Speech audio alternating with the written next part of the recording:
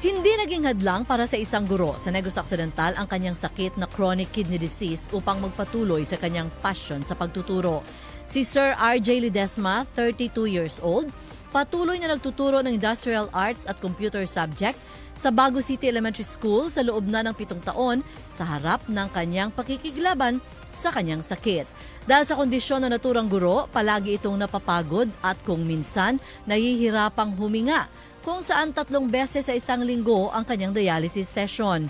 Ngunit kahit pa sa ganitong mga challenges, patuloy na nagtuturo si Sir RJ at nananalangin na tumagal pa ang kanyang buhay dahil marami pang mga mag-aaral ang hangad nitong matulungan.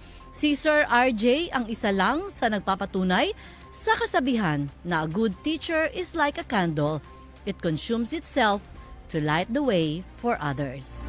Kasama mo sa DYHB Bacolod, Radyo Man Agnes Apostol, Tatak RMN.